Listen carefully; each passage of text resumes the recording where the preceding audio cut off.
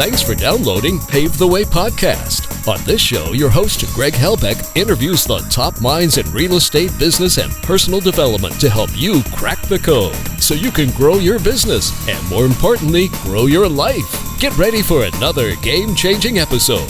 If you want to learn how to master your day and become a productivity monster, download Greg's free guide on daily personal productivity for free at www.pavetheday.com. That's Pave the Day, spelled DAY.com. Now it's time for today's episode. Enjoy.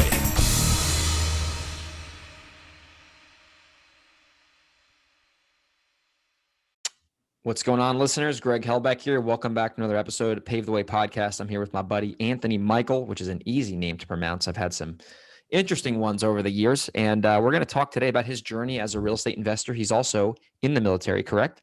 Yeah, full-time active duty. So he's full-time in the military doing deals, got hard money. He's got a hard money business. The guy's an absolute beast. We connected, I think, on Instagram, and I'm like, dude, I got to get you on the show, bro. I got to get you on the show, and I know we're going to have a lot of valuable stuff to talk about today. So before we get into the nuts and bolts of your expertise, can you give the listeners a little background on, kind of who you are and how you got to where you got to so far? Yeah, man. So Anthony Michael, I'm currently stationed down here in Air Station Miami, down in South Florida.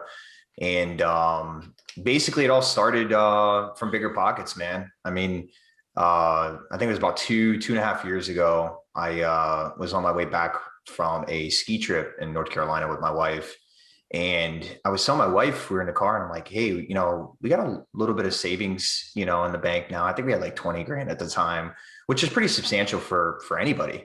And I told her, I was like, look, instead of listening to music on the way home, let's listen to a podcast about how we can, potentially get this money rolling and making more money. Like the mindset was there. It's just the execution was what I was unsure of.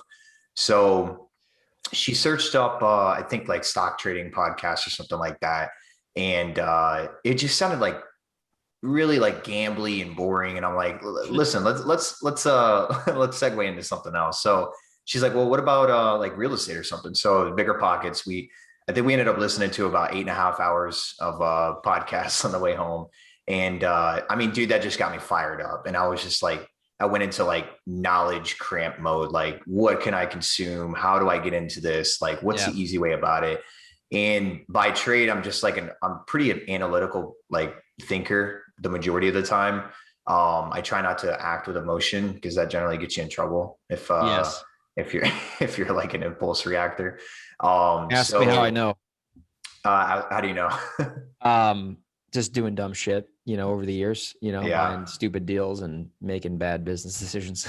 Yeah. And I'll actually get into because with real estate, and you generally speaking, like when you're on Instagram or you're hearing everybody's story, it's always the good of the outcome of what they're doing. But I like to share the bad. And those are gross learning points for pretty much anybody. So getting back into it. So full-time active duty military, we're stationed in New Jersey at this time.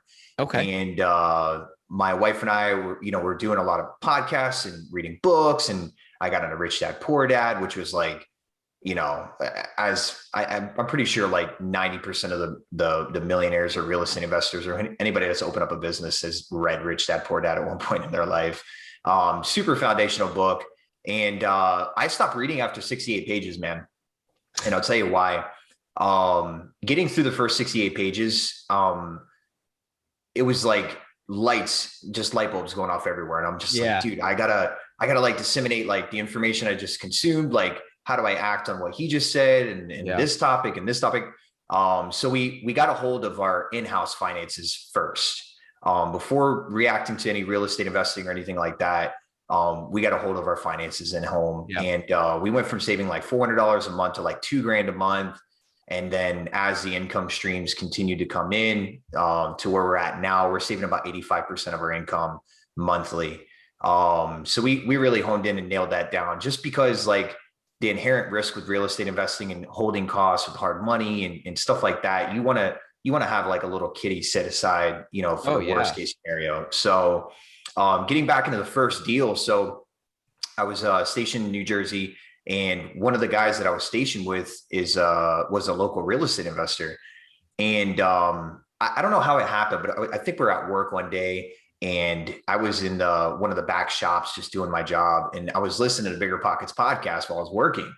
And he walked in, he's like, "Hey man, you listen to that real estate podcast too?" And I was like, "Yeah." I was like, "I'm looking to get into real estate." He's like, "Well, dude, I flip homes here." And I was like, "Holy shit, like, let's go. Like, let's set up a time where we can talk and figure out what we can do." And I think like 2 months later, we were into our first fix and flip deal together. And basically I gap funded the loan with like 22 and some change. And we split equity 50-50 on the property. We put in the sweat equity and stuff like that. We were in and out of the property in around 63 days, I think it was, and ended up making like 15 grand. That's amazing. That's when it was just like, you almost doubled your money. Yeah. That's when I was just like, holy shit, like this is crazy. Sorry, I'm cussing. You can curse. I curse like a sailor, bro. Don't worry. So I was like, oh my God, like this is crazy. Like, how do I keep the momentum going? Yeah, like that's the hardest part in real estate, I think, from a real estate perspective. Is like, how do I keep the momentum shifting in a forward progressive manner? Totally. And you can add to that if you want, but so we ended up we were renting the first 3 years we were in New Jersey. And after the flip, I was like, dude, let's do another one. Like, what are we waiting for? How about we live? How about we just live in one? Like I told my wife, I was like, let's just do a live and flip. So we got a hold of a real estate agent in the local area.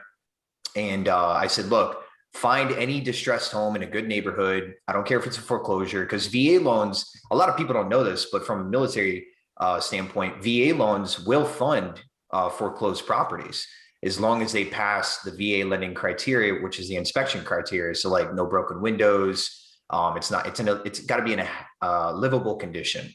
Basically. Yeah. It's like FHA. Yeah. So we found a foreclosure. We dealt with the bank. They wanted 224. I came in at 211. We settled at 214 or 218. Sorry.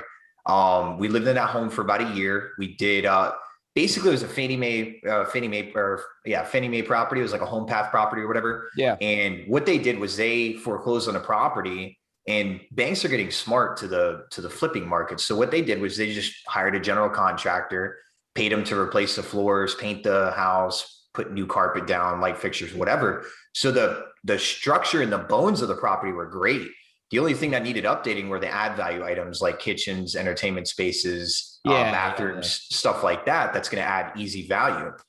And I'll tell your listeners, I don't think of, I think of each one of those items as their own investment, right? So if I spend $5,000 to update a kitchen, but it's going to add $10,000 to the value of the home, I just got a 200% return. Like 100%. That's 100%, 200% return. So that's the way I was thinking when we were going through and fixing our house. And the crazy thing is with COVID is when we sold our house, like just when COVID was starting, we were projected to make like $30,000, $40,000 on this place. We ended up making 13. So we did well. We got all of our basically our mortgage payments that we made on the house for the year and a half we were in it, plus around 13,000 cash. So that was kind of where my head was, just to keep that momentum going, continue doing flips because it's easy money and stuff like that. And sorry if I'm rambling, you can cut me off. No, this is good, man. I love hearing everyone's backstory. Yeah. And then I met my business partner who I do fix and flips right now with in the Clearwater, St. Petersburg and Tampa area on an investors group on Facebook. And my one thing that I've gotten really good at, and I'll tell your listeners, this is probably one of the tools to success in real estate, is your network. Always meeting new people. I mean, that's one of the reasons why I'm on this podcast right now, is I reach out to you through another person that I follow on Instagram who I know. And you just build your network like that and good things happen.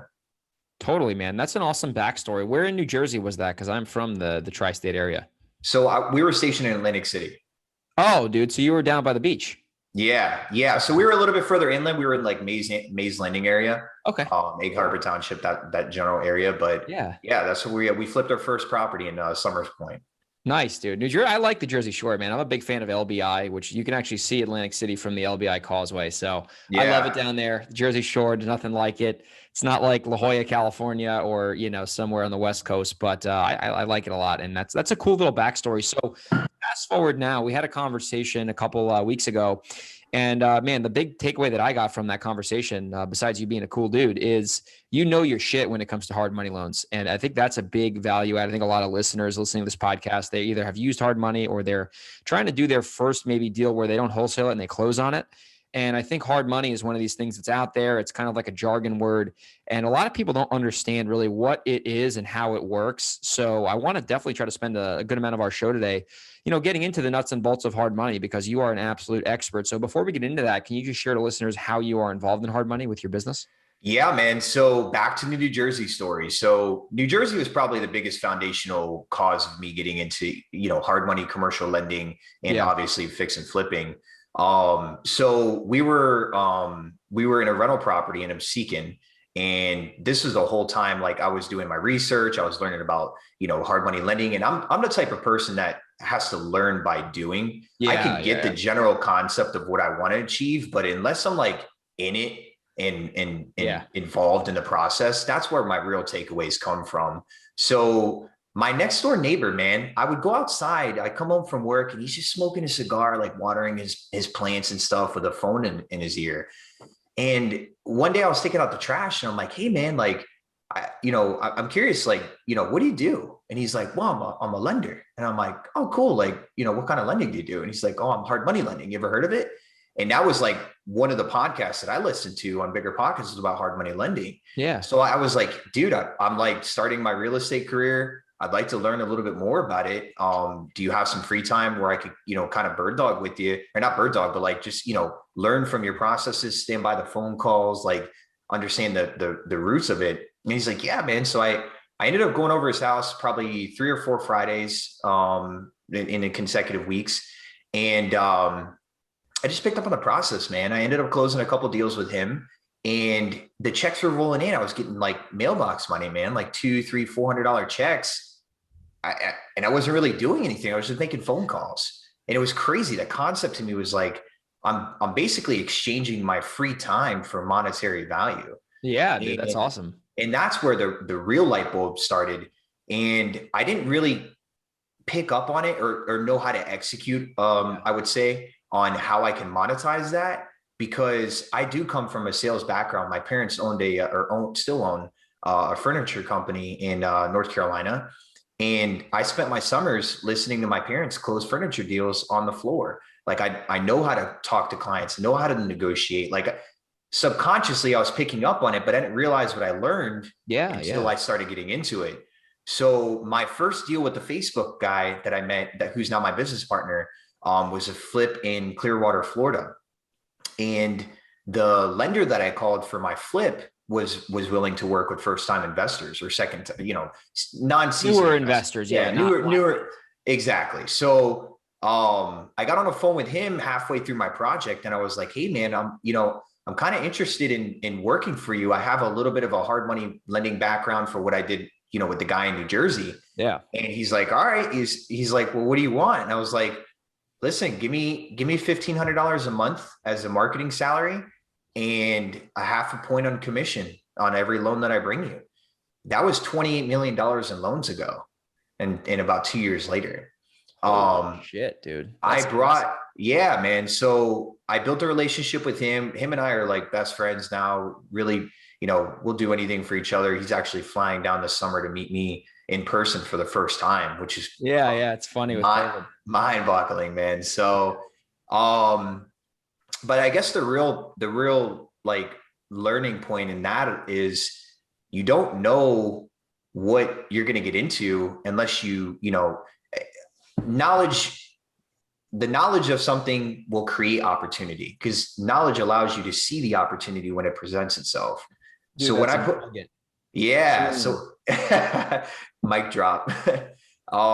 So when I presented myself in that way, I recognized what his company's flaws were. And he wasn't on the world's biggest real estate network, which is Bigger Pockets. No. So what I did was I brought his company to Bigger Pockets, and I ran that side of the house for his company. And 2 years later, we're the number one rated hard money lender on Bigger Pockets now. Dude, that is freaking amazing, especially doing this as a full-time military person. That is just unbelievable, bro. I'm super proud of you. And I'm not just saying that to sound like a cheerleader. Yeah, I appreciate it, man. Dude, that is not easy, dude, especially now there's a lot of lenders out there. So when it comes to hard money, man, at the end of the day, what do you see the biggest, I guess, landmines when it comes to people looking for hard money? Because I see a lot of new investors. They just don't know their ass from their elbow, which is like everyone. I mean, when everyone gets started, they just don't know what they don't know. So what are like one or two landmines that you see from some of these hard money, people? And it's some things that they can avoid, because I always try to make these podcasts not only about successes, but like also trying to avoid failures, like borrowing money from a bad company or, getting taken advantage of, just so everyone can go into these deals with their eyes open. Yeah. So I think there's a lot of different points I could dive into, but I think the strong point, and I just did a video about this the other day, is the negative connotation that comes with hard money lending. I think hard money lending, usually when a newer investor hears about it, it's in a negative light. And I just don't think that's the case, because without hard money lending, I wouldn't be where I'm at right now, where I'm flipping, 8 to 12 properties a year. And I have basically no money out of my pocket. Right. So, as a hard money lender and a newer investor, you're going to come to the table with some skin in the game. A lot of newer investors think that, oh, there's no money down deals. Yeah, that's absolutely a thing, right? But the only way that you're going to get to a no money down deal is when you build relationships by doing deals with private money lenders, which can, in a sense, and this is what I do in my own personal business structure. I only have enough personal capital for the down payment on 2, 3, 4 properties at a time, right? So what I'll do is I'll reach out to my network that I built. Remember, we were talking about networking earlier. And I'll say, hey, look, I have this property. Here are the numbers. Here's your turn time on your money. And I need this much. And they're happy to lend it out to you, because I have some experience now, and I have a proven track record of doing good projects. So don't think hard money is going to be, 100% financing, no skin in the game. They're taking all the risks. That's just not the case. Yes. Yeah. Secondly, I would like to state that newer investors get FOMO, fear of missing out. They see a property, it's under contract, it's usually by a wholesaler, and the wholesaler has crazy skewed numbers, right? And the prospective buyer, the newer investor, generally believes those numbers because it's coming from a quote unquote reputable wholesaler, right? And I can't tell you how many loans died at the finish line just because the value wasn't there in which the newer investor was expecting. So I'll give you an example. So we had a person not too long ago ask for a loan for $240,000 on the purchase. It was Where was the house? I want to say it was in South Carolina. Okay, so somewhere down. I talk to so many damn people a day. Yeah. It's hard for me to remember, but he was like, dude, the ARV is $400 all day.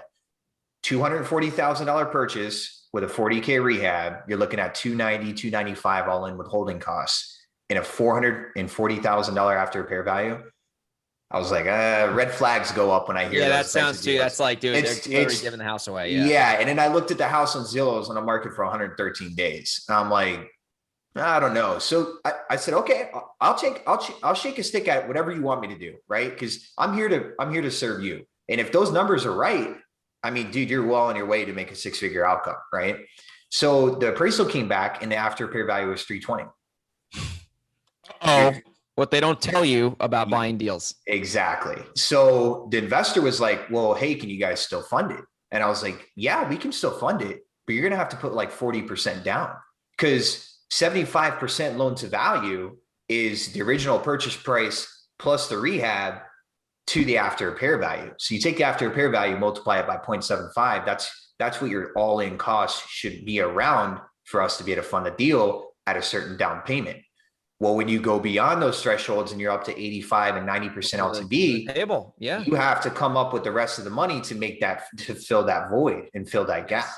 And that's where they're like, oh, I don't have, $70,000. I only had, 20 or 30.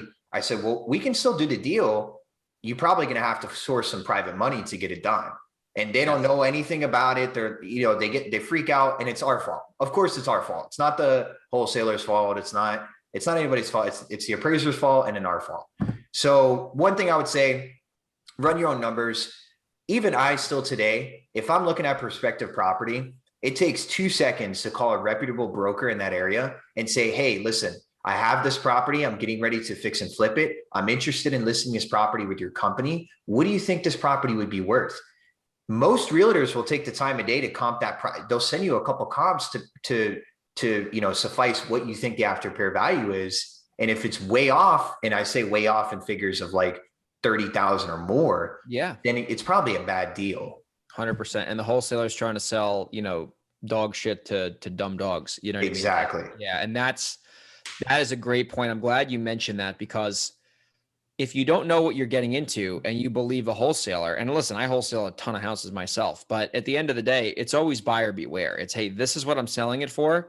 Because of all that stuff, I never even put the ARV. I put the price, the facts, and the pictures, and that's it. And I don't purposely try to sell bad deals to people, but a lot of the times I've noticed, if I put the ARV, it's either going to work out against me, or they're going to turn around and they're going to pigeonhole me. So I've just put this is the price, do your own comps, run your own homework. Cause I don't want you calling me, blaming me that you bought a bad deal. Exactly. When we first made an agreement, you were happy as a clam, so that's a great point. When it comes to the other thing of hard money, what are your thoughts on, how much capital, whether that's their own capital or private capital, let's say we're talking about a house that's sub 300,000, should they have in the bank just to make sure that, or they in the bank or access to where they're not getting involved in a deal where they can maybe fund the gap, but the interest payments are going to be a bear for them to pay every month, because that's something that people don't also know about. They think it's 8, 9, 10%. Yeah, but you're paying that every month. It's an interest only loan. Yeah. So what do you advise some of your clients? Because that's another big landmine I see some investors get into. They buy the deal, they own the deal. Now they can't make the interest payments, and they're going to get themselves in trouble. So I'll tell you what, and that's a good point. When I talk to prospective investors, when my leads come through Bigger Pockets and I get on the phone with somebody and they're hyped up, they got the deal under contract, and then we start talking numbers, that's when the conversation will either continue going into a good way, or it'll turn south where they kind of get quiet. Yeah. How much capital do you have? Because it may not be my place to understand your personal finances, but it is my place as a lender to make sure that you're able to pay this loan, or I'm going to foreclose on your property. And nobody wants that to happen. They never want to foreclose. Hard money lenders never want to foreclose. No, we'll do anything in our power to get you there.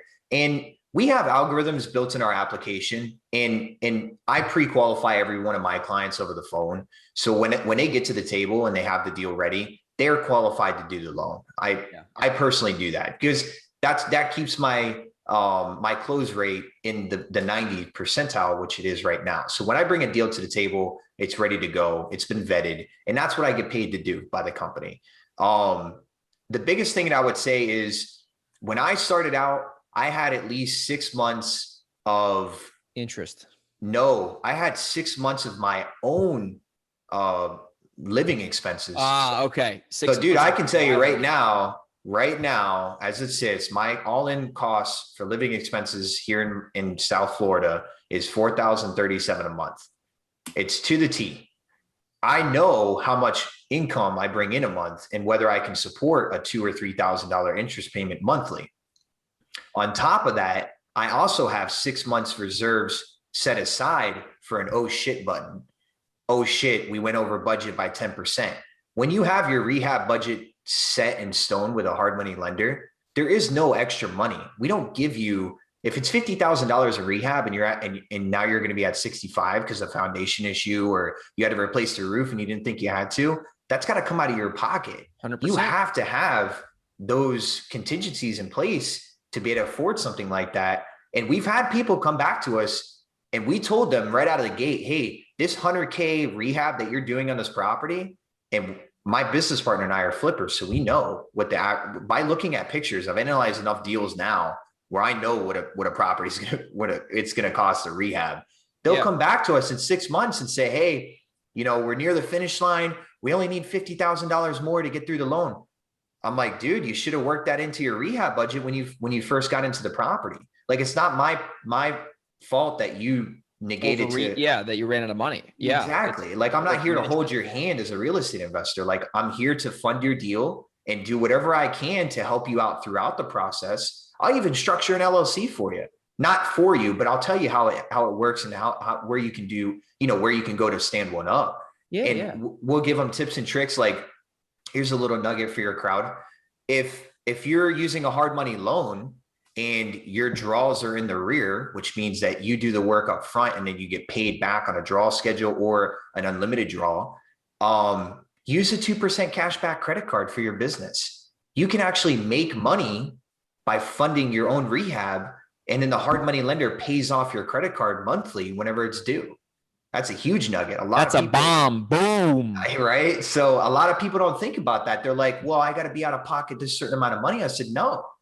Go open up a Spark Capital One cashback credit card, and it gives you 2% unlimited cash back on every transaction. The minimum credit line is 15 grand. If you can't get your project started on 15 grand, you can pay contractors on Cash App or PayPal invoices, which run through your credit card. Everything can be put on a credit card. 100%. So you don't have to have personal capital out. But 100%. I tell most real estate investors that are newer, obviously the seasoned ones know this and they have capital to back it up. If not, I work in a 10% over budget on rehab, period. If it's going to be 50,000, go 55. You know what I mean? Yes. And then I also go 5% under the after repair value, that what I'm thinking of, because you have to account for hold time, and maybe you have to take a little bit lower offer than when you initially, listed it at. If the deal is still profitable with those parameters in place, and you're making what you want to make, what your parameter of net profit is, then you have a good deal. 100% you do. And that's the way to do it, because you rather have lower-ish expectations on the numbers and then be pleasantly surprised versus being like, oh, I'm going to sell this for $350. And then all of a sudden you sell it for $330 and you go, shit. Yeah. My $40,000 profit just dropped by 50%. Yep. And that's a big, big deal for people listening. If you're not, even if you're a new investor, we have if you're an experience, there's a lot of experienced guys listening to this. They need to hear this too, because if you renovate at scale, there's tons of mistakes that are always made, no matter how many projects you've done. And that's such a good nugget on funding the rehab with a credit card, because at the end of the day, if you're going to get paid back from the lender, float it on a credit card, get the 2%, and all of a sudden you're not in a tough position financially. And I want to share a quick story actually on hard money, because I remember my first real big deal I took down. I made a 6 figures profit on it, but I borrowed hard money and I was scared kind of shitless to do it, because I was like, I was wholesaling. I was paying cash for properties in Texas. They were cheap.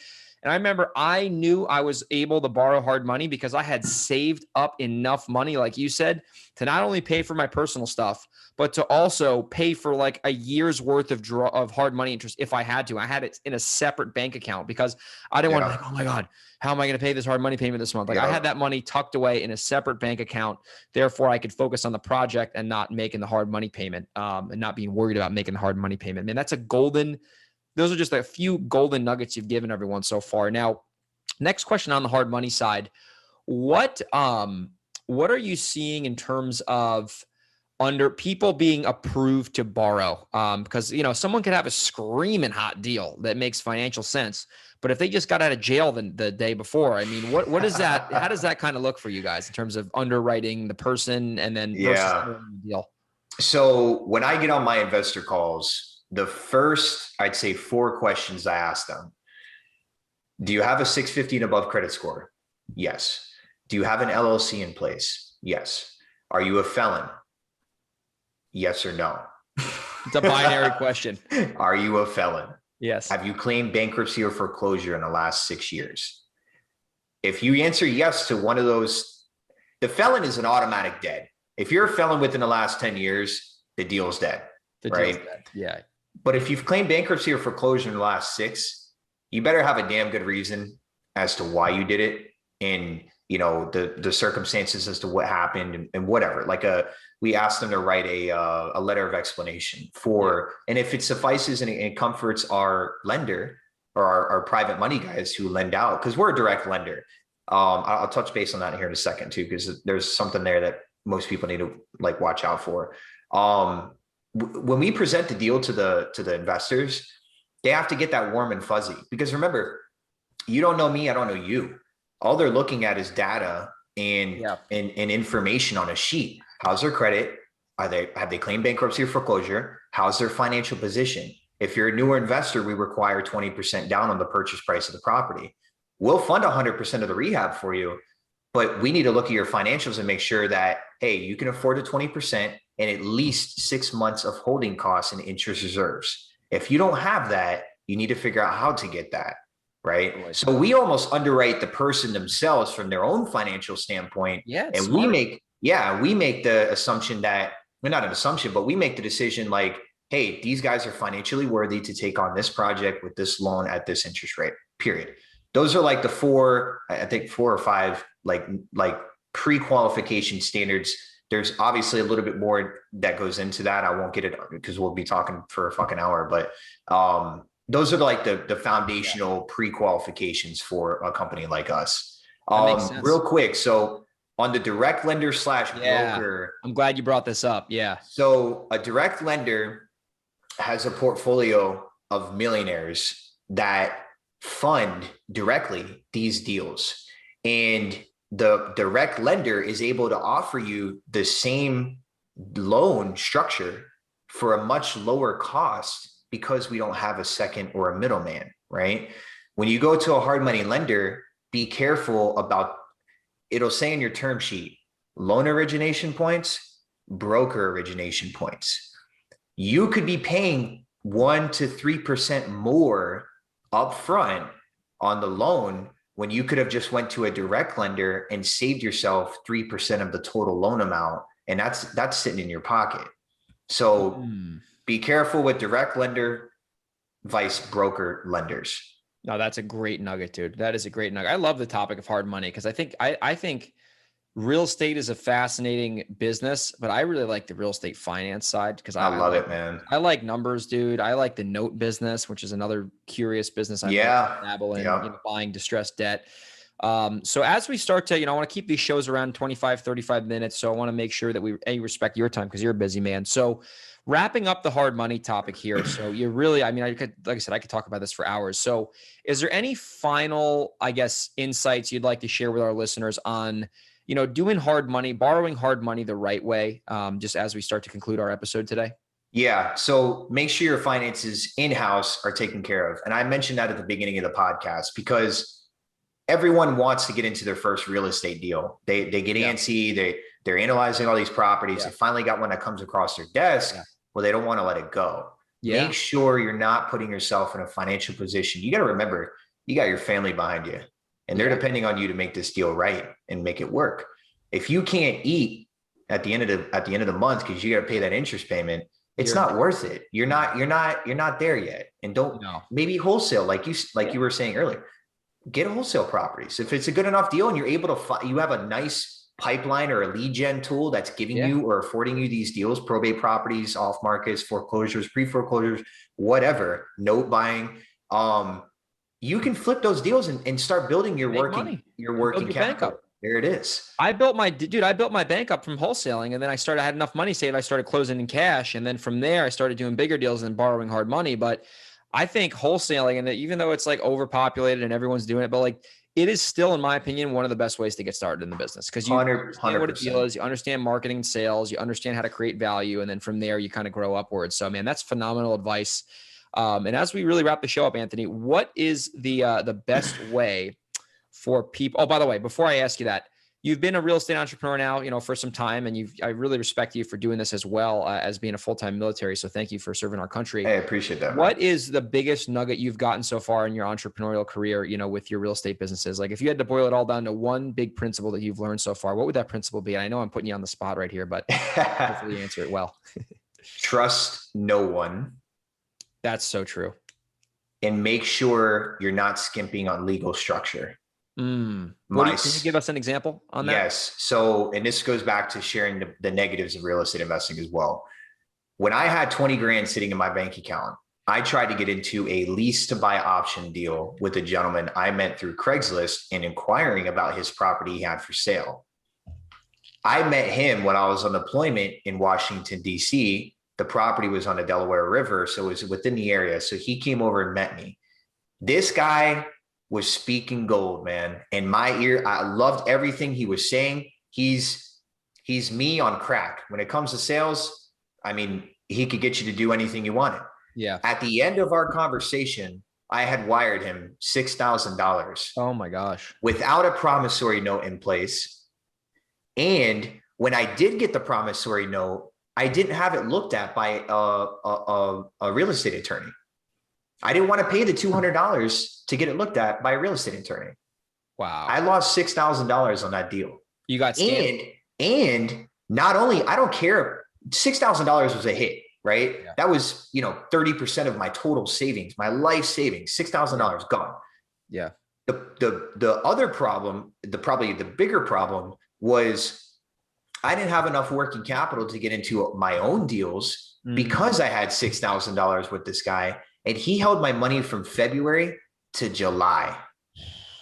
I lost almost half a year of forward progression. Yeah. And got scammed on the last day. Oh man. Well, I'm sure that even though that was painful, now you're like, you dot your I's and cross your T's now and inspect to expect, man. Did you end up getting the money back? No, man. No. Cause I called a real estate attorney and I was basically like, hey, this is what happened. And she's like, all right, you can hire me, but it's $5,000 in a return. Yeah. It's like at that point, I was like, dude, I can't, I'm not going to, And if I get nothing, I pay for the lawyer's time and I'm out even more money. So my business partner's, he's flipped over 400 properties, owns millions of dollars in commercial real estate. When I told him this story, he said, Tony, you're the luckiest real estate investor I've ever met. Because you lost $6,000 and learned that such a valuable, important lesson about trusting no one and making sure your legal structure was in place. My business partner lost $1.3 million on a deal. Oh my gosh. So he calls me the lucky investor. Yeah. Compared to that. Yeah. It's all that. And I think of it as an education, man. I paid $6,000 to go to the school of hard knocks. That's right, man. And you got your freaking degree. You damn right I did. That's awesome, dude. I did something similar. I didn't lose 6 G's, but I did a seller finance deal out here in San Diego, and I lost money, but it wasn't that much money. But the way I looked at it was kind of like you. I'm like, man, I did the deal, and I learned a lot how to do it, and next time I'll definitely not lose money. And it's all about perspective and reframing it, man. So if people wanted to check you out, how do they follow you on social media? So I'll have you answer that first, and then we'll have we'll talk about how they can get in touch with you if they want to borrow some money as well. So what's the best way to get in touch with you on social? Yeah, so on social, I'm on IG. That's probably where I'm most active. Sure. It's Tony, Tony_ the military investor, all one word. That's my Instagram handle. And then on TikTok, we just most recently started. It's just Real Estate College. That's it. We'll have those in the show notes. I appreciate it, man. My assistant's listening right now. She'll hear that. She'll put that in the show notes. Awesome. And then if people want to potentially do some business with you, what's the best way for them to get in touch with you about that? Yeah. So we're a featured lender on Bigger Pockets. The lender's name is HouseMax Funding Nationwide. You'll see my profile pop up when you click on the company link. It says Anthony Michael. You can contact me through there, send me a message, whatever, or you can submit an inquiry for a hard money loan request. We also do commercial lending, which is kind of like side house stuff. Yeah. But we just closed our biggest loan to date, a $2.1 million 52 unit acquisition out of Killeen, Texas. That's amazing, dude. Congrats on that. That was my biggest one. Yeah, it was awesome. What's that website again? I just want to make sure we have that in the show notes. It's on Bigger Pockets. On Bigger Pockets. Okay. And it's HouseMax Funding Nationwide. HouseMax Funding Nationwide. Okay, we'll make sure we have that there and we'll have it all linked up. So appreciate it, brother. Listen, dude, I could talk to you for hours and I'm looking forward to seeing you next time I'm in Miami. Big fan of Miami, by the way. Oh yeah, you got an Airbnb down here in Davie, brother. So yeah, dude. You're more than welcome. Sweet. Well, listen, man, I hope you have a great day. That was a great interview and I'm sure the listeners have all gotten a lot of value from it. Thank you so much for your valuable time. Yes, sir. Thank you. Thanks for listening to another episode of Pave the Way Podcast. We hope you got value from today's episode. Make sure you download Greg's free guide on daily personal productivity for free at www.pavetheday.com. That's Pave the Day spelled DAY.com.